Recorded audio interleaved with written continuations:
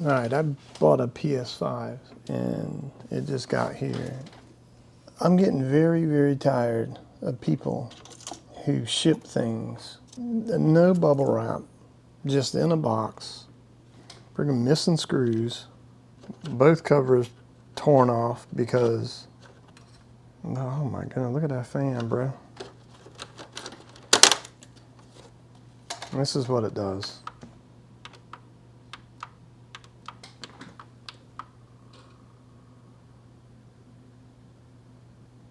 Yeah, it just cuts on for a second and turns back off. I get fan spin. I don't get a beep, but that, I don't know what that means, to be honest. Fella said he took it to a repair shop and said he just bought a new one, which I don't know. Who knows, man? Who knows? I just don't know why people can't take the time to ship things properly. You know what I'm saying? I mean, it doesn't. You can't afford some bubble wrap, so it doesn't look like UART's been messed with. So that's good, I guess.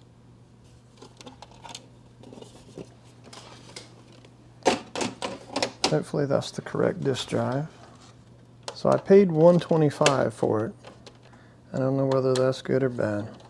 And that's the thing I don't think most people realize. It's like, dude, I won't complain ever if you send me something. If it's basically what you said, I'm not going to complain.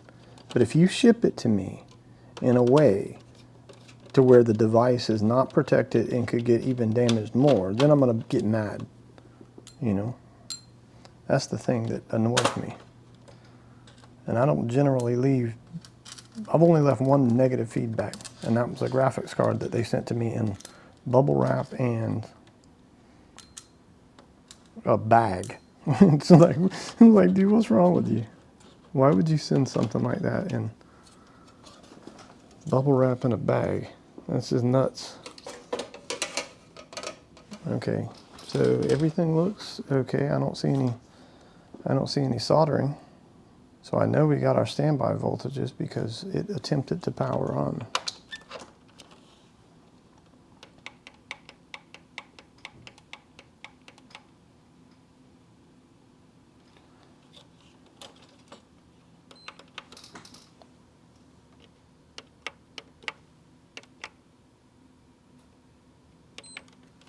Okay, now I'm getting a beep, a very faint beep.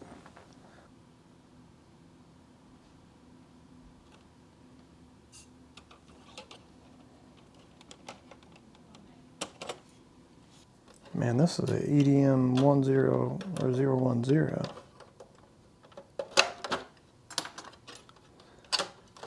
So it's like the ancient.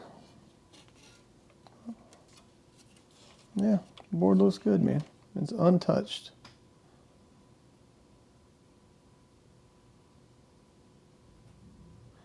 I guess let's hook it up to the power supply real quick, and this should be negative.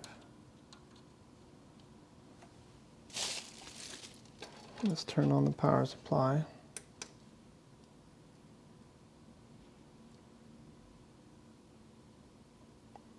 I guess that looked all right. Let's inspect the ports. That looks all right. LAN cable looks all right. I'm going to try to see if there are any codes on this. All right, I just ran UART from the coder's UART thing that he created. It says RAM GDDR6 bank 3 is faulty. So RAM 3 is this one here.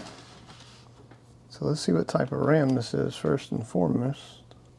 It is Micron D9 XKV. D9 XKV. Let's take a gander at these. D9 XKV. Are any of these reballed? Let's look at them.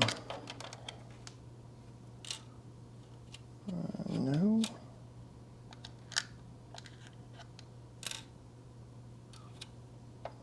This one might be.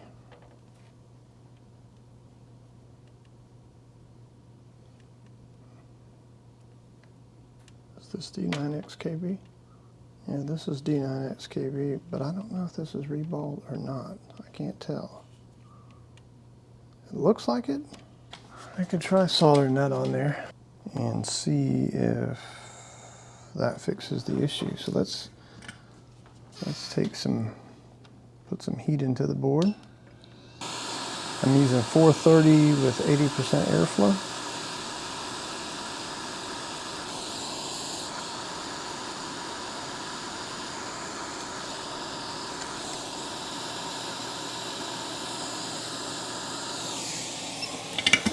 All right, that's off. Let's take some leaded solder and put on here.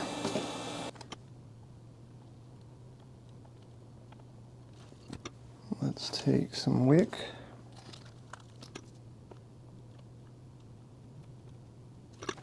I hate doing this because I try not to get the solder or scrape the pads, you know.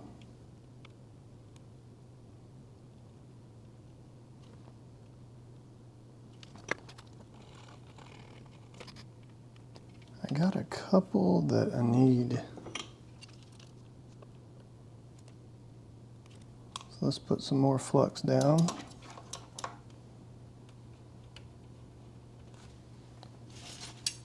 And then let's take, which way is our arrow? That's here, so I need to put my dot right here.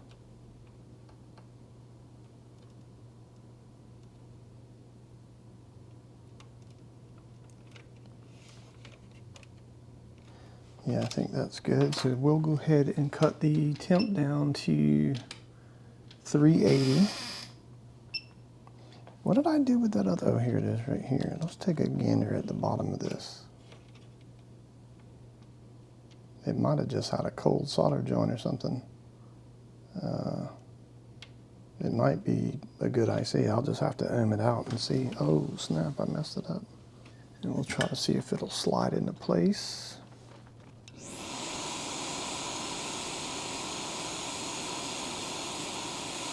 All right, I think it slid into place. So I'm going to put some flux down.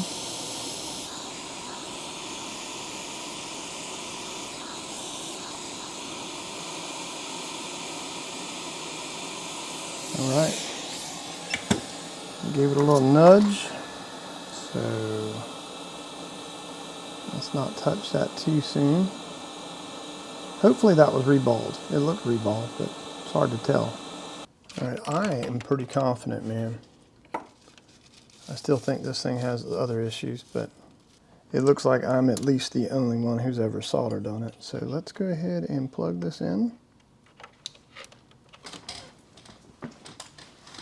And we will cut it on and see what happens.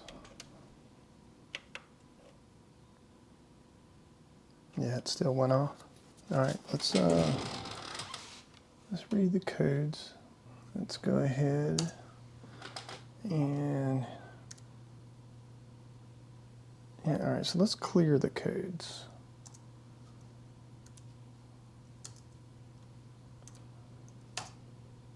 Okay, let's press enter. Let's unplug it.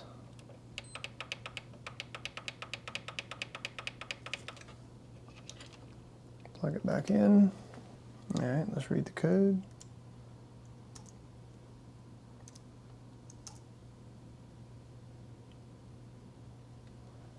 Yeah, okay. So, looks like I'm gonna have to reball. I'm gonna have to reball the, all right. So this is what the reballed IC looks like. Looks pretty good. So I'm gonna put some flux down. Not enough to make it swim away, but enough to give it a good connection.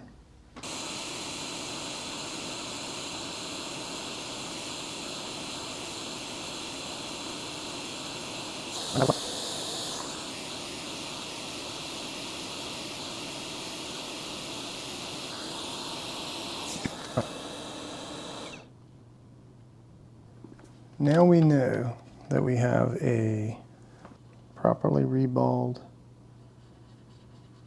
chip on there. Now hopefully this works, man. Because, I mean, I'm pretty sure that chip's on there properly. All right, let's plug it in. And let's hope it boots on, it stays on this time. No, it did it again, dang it. But it's gonna tell me the same thing. Yeah, it's still RAM 3. What in the world?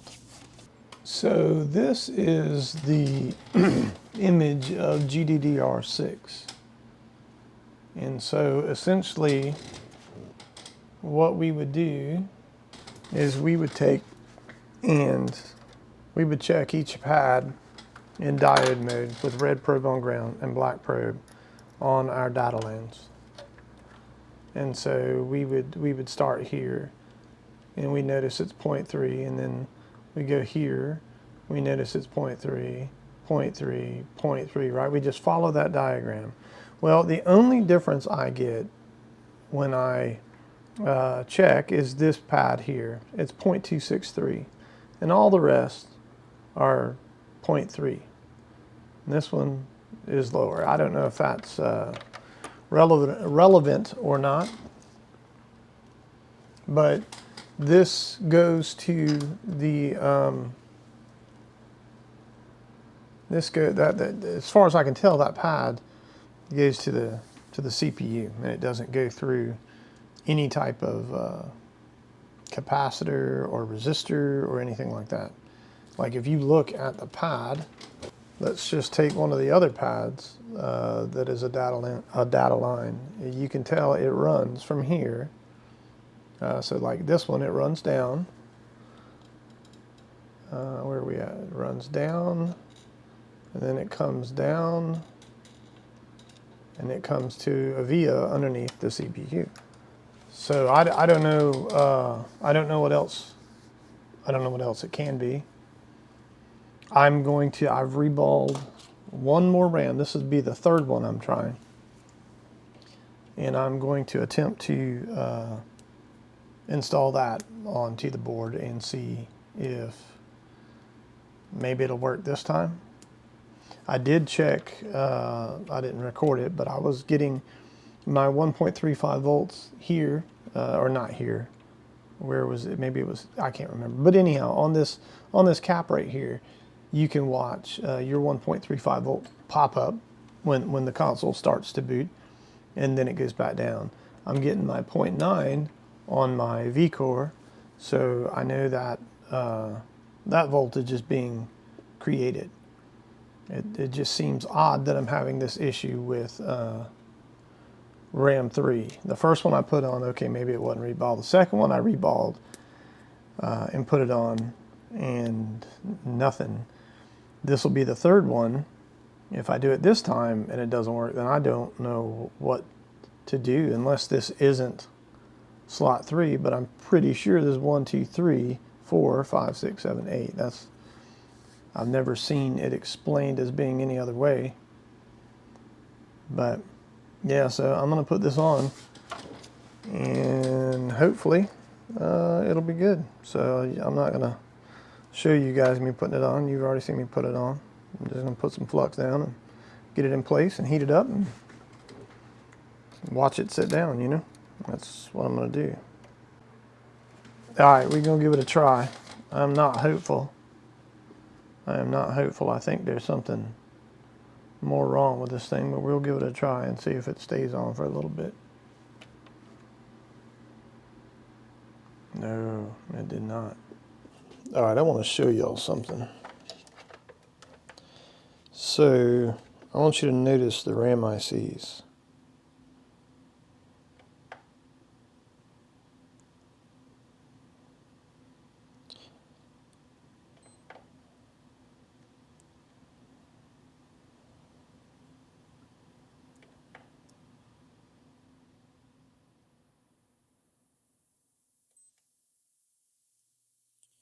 Seems like this one is getting hotter quicker. So all four are warming up, but it's still telling me that RAM IC 3 is not working properly. I don't know what to do.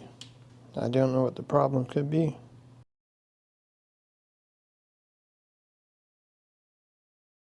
So I think what I'm going to do is, I think channels or banks 3 and 4 work together and are controlled by the same RAM controller in the APU. I think I'm going to take 4 off, and then I'm going to replace 4 with what I have on 3, because I think this, again, this is the original RAM IC that was on this board. I'm going to take it off and put it in number 4 spot and see if I get bank 4 as being faulty. Then that'll prove that this is either good or it's not good, and every RAM IC that I've tried to use has been faulty. I think that's what I'm going to do, and then that way it will tell me if I'm just having, if it's the chip is bad, for sure it's bad, or if there's something up with the APU, because I don't see anything. I measure, you know, resistances around all these little components right here, and they all match the other RAM IC, so I don't know what the problem could be, but I think that's what I'm going to do. See if I can get one step closer. So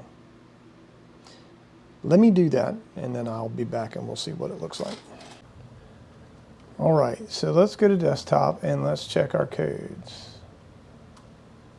So as you can see, bank 3 is still bad.